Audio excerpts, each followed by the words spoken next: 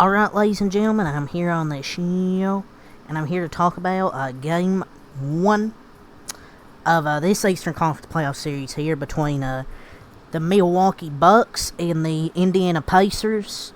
And the Bucks beat the Pacers 109-94 reaction here in Game 1. Really shocking result.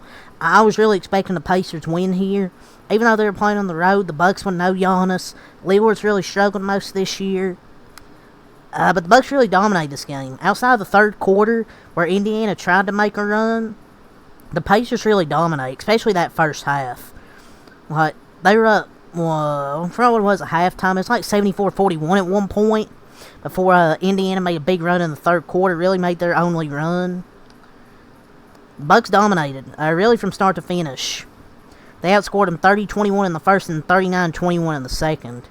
Like, the Bucks' offense was freaking rolling, especially Dame Dollar.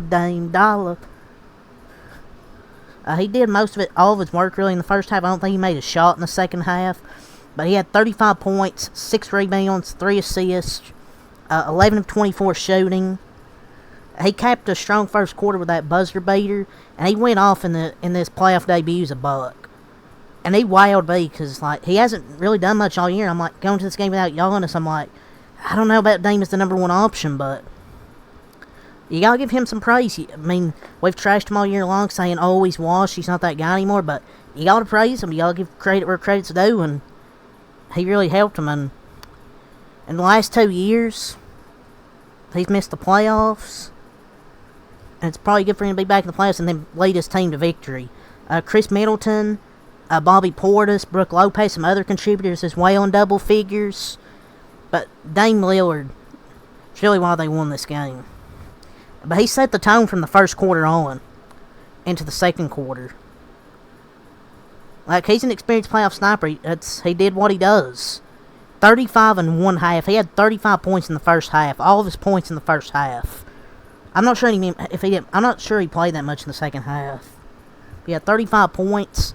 Chris Middleton showed up. If the Bucks want to go far in the playoffs, they have to have Chris Middleton step up when Giannis comes back. Yeah, you can have Giannis and Lillard still play good, but you got to have Chris Middleton, your third option, step up as well, and he did that this game. 23 points, 4 assists, 10 rebounds, 9 for 14 shooting. And Chris Middleton getting to that mid-range is a massive outcome for the Milwaukee Bucks. 64% from most of his mid-range shots and all of his free throws. But the Bucks I don't know why Chris Middleton couldn't sub out if he fouled, but Damian Lillard does all his work in the first half. Middleton scores 15 of his 23 in the second half, so Chris Middleton was a big piece in that second half as well. Scored 15 of his 23. Bobby Portis Jr., 15 points, 11 rebounds, 7 of 15 shooting. Brook Lopez, 11 points, 3 assists, 4 rebounds, 5 of 10. Also had a nice poster dunk. And there was a thundering poster. Beverly sets up a Beasley's hustle set up a Beasley 3 in this game. Some good hustle from Beverly. Some tempers started to flare in that third quarter. This game is getting a little bit chippy. But besides that third quarter and Dame's first quarter where he was going off, that first half, it was kind of a boring game. And the NBA playoffs have been kind of underwhelming so far, man, with all these blowouts. Like, it's the playoffs, man. I expect better games. I mean, most of these playoff games have been blowouts. The Pelicans Thunder game on right now is good, but other than that, the rest of the game's been blowouts, it feels like. The Knicks Sixers game was good yesterday, and this game, or the game that's on right now, Pelicans Thunder, but nothing else has been really exciting. Patrick Beverly, 5 points, 8 assists, 7 rebounds, 2 for 5. And he played good tonight. Really filled up the stat sheet, I thought. Malik Beasley, 9 points, 4 rebounds. Jay Crowder, 5 points, 3 rebounds, 2 for 4. And back-to-back threes from Joe Crowder and Malik Beasley brought their lead back up to 20 with like 8 minutes left in the fourth quarter. And that's really where the Pacers' run ended. Pat Connaughton, 6 points, 2 rebounds, 2 for 5. The Bucks as a team shot 47% from the field, 37% from 3. The Pacers shot 39% from the field, 8-39 from 3, 20.5%, 66% from the line, where the Bucks shot 100%, 13 for 13. And it just sucked. It's just a boring game to watch. The Pacers brick after brick after brick after brick from 3. I'm like, stop shooting threes when they're not falling. They got to clean up the turnovers, 12 turnovers. They got to be more consistent from 3.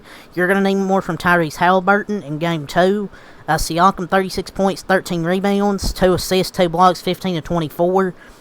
He played a great game. Playoff P. Spicy P, 2 assists, 2 blocks, 62% shooting. He really carried the team tonight, I thought. Yeah, too bad that his star players, Tyrese Halliburton, didn't show up, but a double-double for Mr. Siakam. Miles Turner, 17 points, 8 rebounds, 5 for 17. Yeah, shot chucker. Neesmith, 7 points, 3 assists, 4 rebounds, 2 for 9. Aaron Neesmith's one who got put in that poster. Pandeo face. Tyrese Halliburton, 9 points, 8 assists, 7 rebounds. 4 for 7. He only took 7 shots tonight. He's got to be better. He's got to shoot more. I mean, he only took 7 shots. Only taking 5 shots in 3 quarters is unacceptable. Only took 2 in the 4th. That's unacceptable.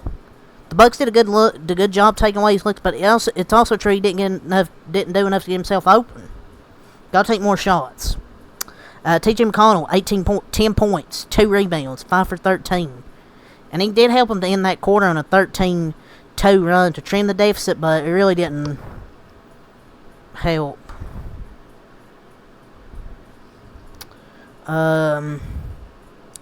Obi Toppin, 4 points, 5 rebounds, 2 for 6. Ben Shepherd, 3 points, 4 rebounds, 1 for 5.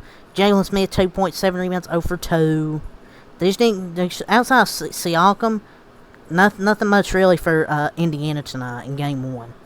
But yeah, we'll see what happens in Game 2. I don't know when Giannis will be back. But this is a game the Pacers need to win. They could have stole at least one here on the road with them not having Giannis, and say they don't win. They lose Game 1. Giannis might be back next game, but I don't know. But it's obviously next time I like peace.